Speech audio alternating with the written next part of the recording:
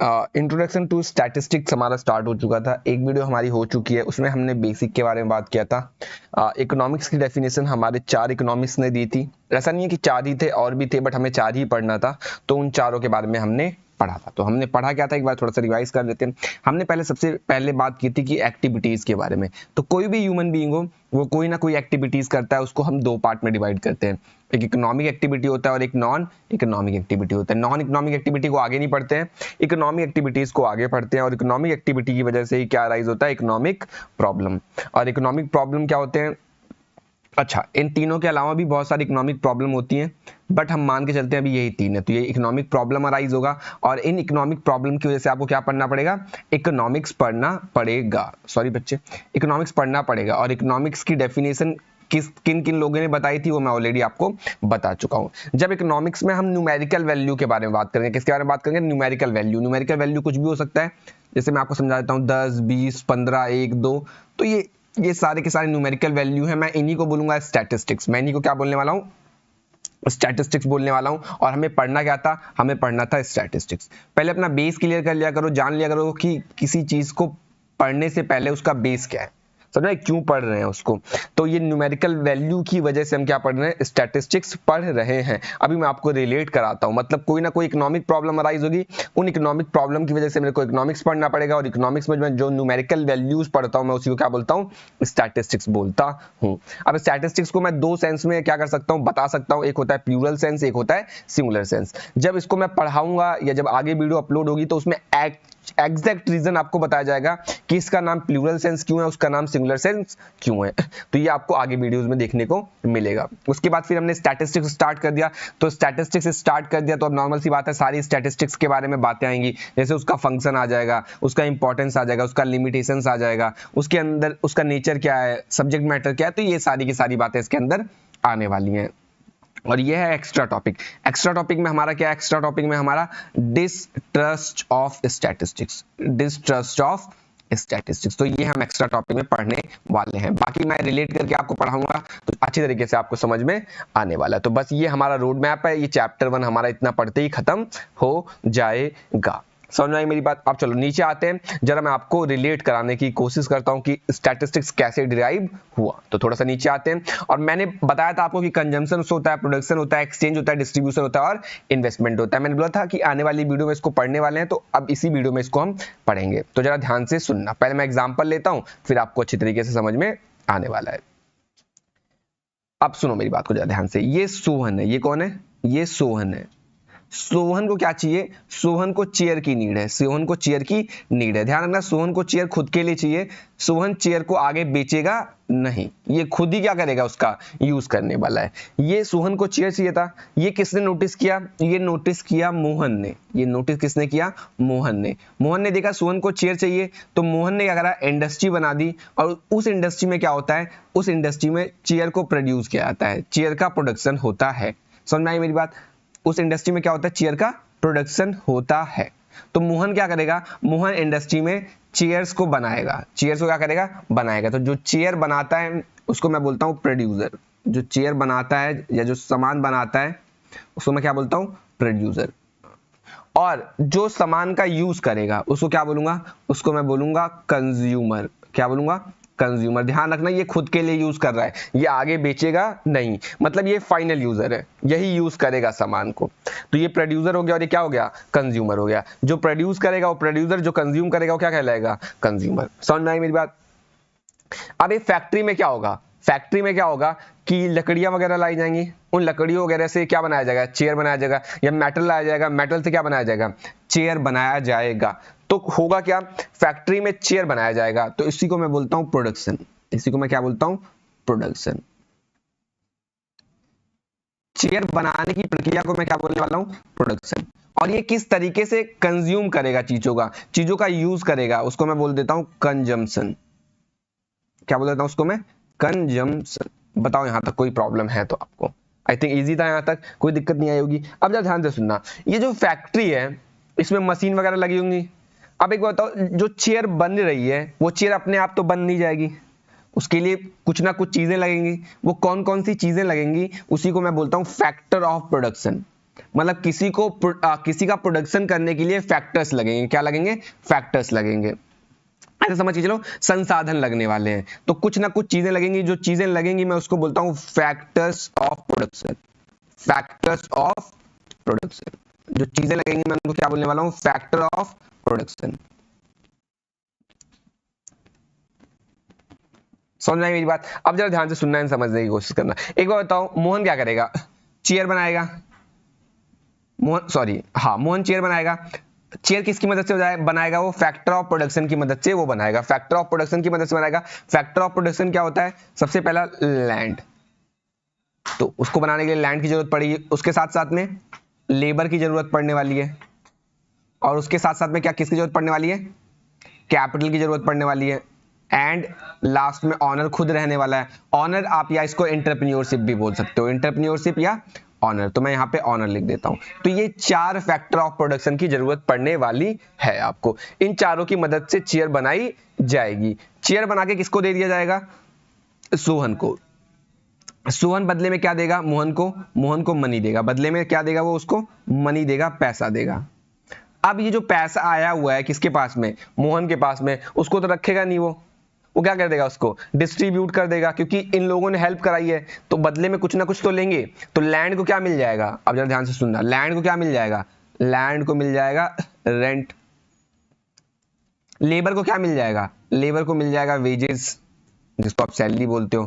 Capital को क्या मिल जाएगा? कैपिटल को मिल जाएगा इंटरेस्ट। एंड ऑनर को क्या मिल जाएगा? ऑनर को मिल जाएगा प्रॉफिट। ऑनर को क्या मिल जाएगा? प्रॉफिट।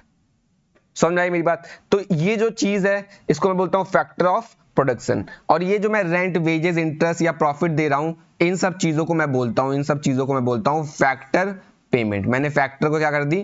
पेमेंट कर दी। मैंने फैक्टर को क्या कर दी? पेमेंट कर दी। तो मैं इसको बोलता हूं factor payment. Factor payment, factor payment. I think कोई प्रॉब्लम नहीं होगी आपको, कोई दिक्कत नहीं होगी? ठीक है, बस यही चीजें जो मैंने आपको बताई हैं, इसी चीज को आपको पढ़ना है। इसी चीज को आपको क्या करना है? पढ़ना है। चलो आ जाओ जरा पढ़ना स्टार्ट करते हैं। सबसे पहले कंजम्पशन। कंजम्पशन में 2 आएंगे। एक कंज्यूमर, जो क्या करता है? जो कंज्यूम करता है गुड्स एंड सर्विसेज। किस लिए कंज्यूम करेगा?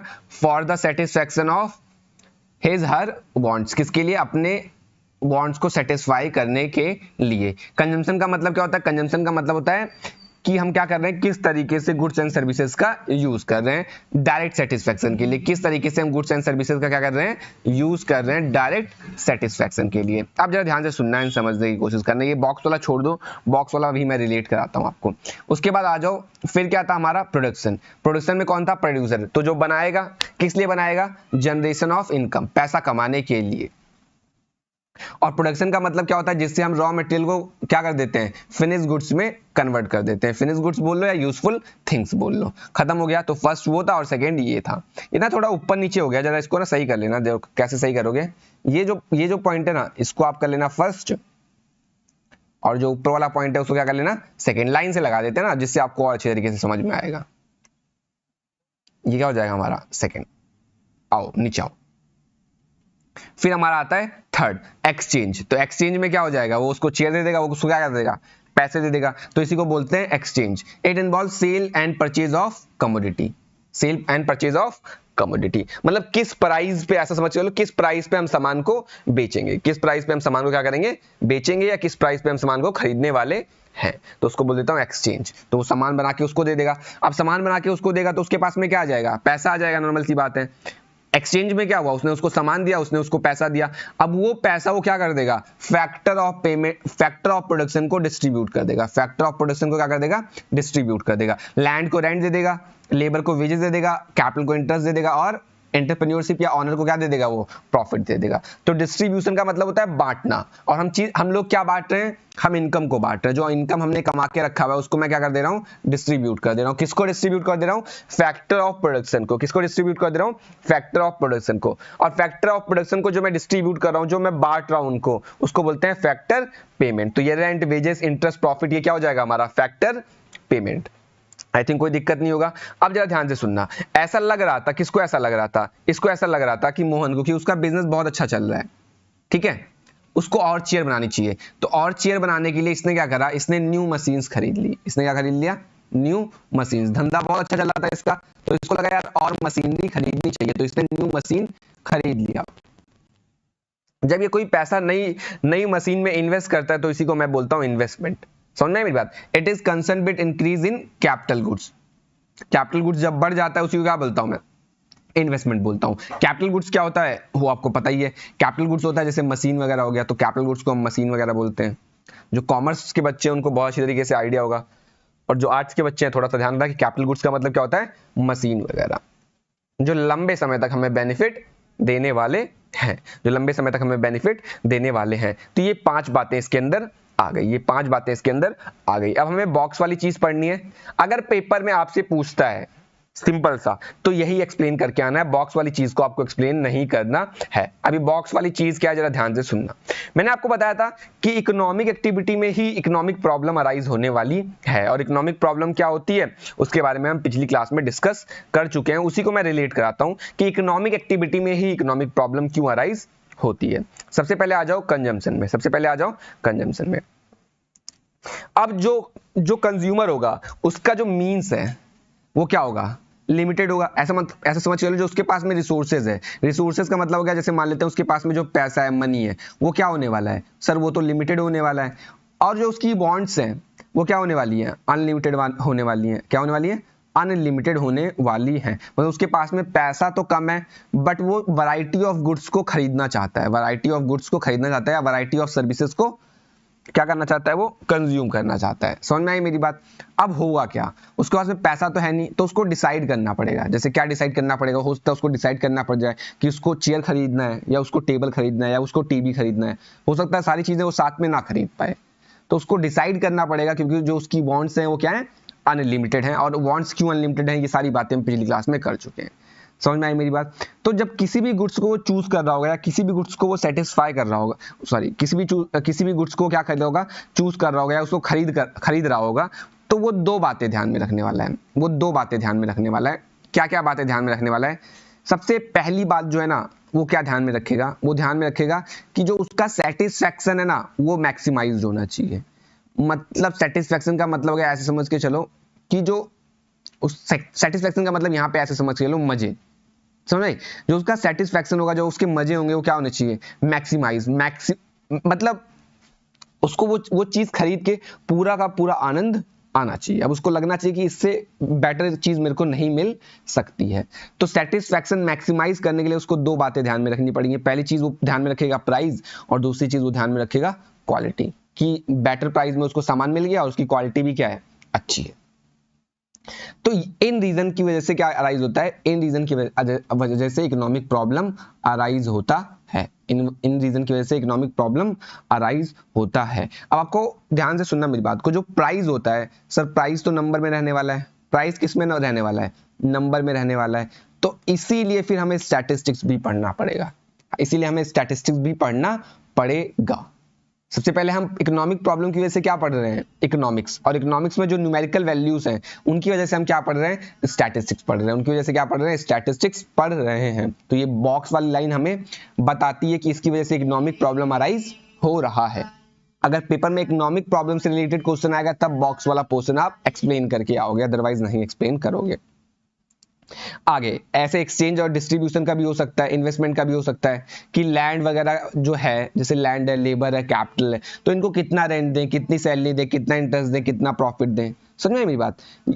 ये कितना पैसा हम इन्वेस्ट करें, कितने पैसे की मशीन वगैरह खरीदें, तो ये सारी की सारी बातें इसके अंदर आ जाएंगी। यहाँ पे लिखा हुआ है एट व्हाट प्राइस, तो प्राइस भी आपको डिसाइड करना पड़ेगा। और प्राइस पता है आपको एक न्यूमेरिकल वैल्यू है, तो न्यूमेरिकल वैल्यू तो स्टैटिस्टिक्स भी आपको पढ़ना पड़ेगा। ठीक है, तो मैंने 2 का बता दे रहा हूँ, बाकी 3 का आप खुद सोच भी सकते हो, तो ऐसी कोई बड़ी बात नहीं है। तो फर्स्ट का देखो जरा, फर्स्ट का तो हो चुका है। सेकेंड का देखो जरा, जो हमारे पास में रिसोर्सेज रहेंगे वो क्या रहेंगे, लिमिटेड रहेंगे। Production of goods and services, अब ऐसा तो है नहीं कि मैं सब कुछ प्रोड्यूस कर सकता हूँ। मेरे को क्या करना पड़ेगा, मेरे को डिसाइड करना पड़ेगा कि मेरे को किस गुड्स एंड सर्विसेज को प्रोड्यूस करना है, किसमें डील करना है मेरे को, समझ आई मेरी बात को। तो जब भी चॉइस की प्रॉब्लम आएगी तो मेरे को इकोनॉमिक्स पढ़ना पड़ेगा, और जब इकोनॉमिक्स पढ़ना पड़ रहा है उसके अंदर न्यूमेरिकल वैल्यूज आएंगे तो उसके लिए मेरे को क्या पढ़ना पड़ेगा, स्टैटिस्टिक्स पढ़ना पड़ेगा। तो इकोनॉमिक प्रॉब्लम की वजह से इकोनॉमिक पढ़ना पड़ रहा है, इकोनॉमिक के अंदर ही न्यूमेरिकल वैल्यूज की जब प्रॉब्लम आएगी तो स्टैटिस्टिक्स पढ़ना पड़ेगा। अब कोई भी प्रोड्यूसर है वो क्या चाहेगा, जब वो गुड्स एंड सर्विसेज को चूज कर रहा होगा, वो डिसाइड कर रहा होगा कि मेरे को इसी गुड्स एंड सर्विसेज में डील करना है, तो वो सबसे पहले ध्यान में रखेगा कि उसका प्रॉफिट क्या होना चाहिए, मैक्सिमम होना चाहिए। प्रॉफिट क्या होना चाहिए, मैक्सिमम होना चाहिए। और मैक्सिमम प्रॉफिट के लिए दो बातें होनी चाहिए, एक तो आपकी जो कॉस्ट आनी चाहिए वो मिनिमम आनी चाहिए, और जो आपकी रेवेन्यू है वो मैक्सिमम होनी चाहिए। समझा, एक तरीके से अगर कॉस्ट क्या हो जाती है आपकी, मिनिमम हो जाती है, तो आपकी कॉस्ट अगर मिनिमम हो जाती है तो प्रॉफिट क्या हो जाएगा, मैक्सिमम। या तो आपका सेल प्राइस जो है वो मैक्सिमम है, तब भी प्रॉफिट आपका क्या हो जाएगा, मैक्सिमम हो जाएगा। तो ये कहने का मतलब था। होप सो आपको समझ में आया होगा, आपने रिलेट कर पाया होगा चीजों को। तो ये जो हमारी थी, ये 5 इकोनॉमिक एक्टिविटीज थी जो मैंने आपको समझा दिया है। ठीक है, अब इसके आगे हम अपना मेन आ जाएंगे, स्टैटिस्टिक्स क्या होता है उसमें डिटेल में बात करने वाले हैं। ठीक है, तो अब नेक्स्ट वीडियो में हम बात करने वाले हैं स्टैटिस्टिक्स के बारे में। वो वीडियो आपके लिए बहुत इंपॉर्टेंट रहने वाली है। अगर वीडियो अच्छी लगी तो चैनल को सब्सक्राइब करना, अच्छे कमेंट करना, और अगर वीडियो में कुछ प्रॉब्लम लगा या लगा कि थोड़ा सा मैं समझा नहीं पाया सही तरीके से या आपको समझने में दिक्कत हुई तो कमेंट करना, हम अगली बार जरूर इंप्रूव करने की कोशिश करने वाले हैं।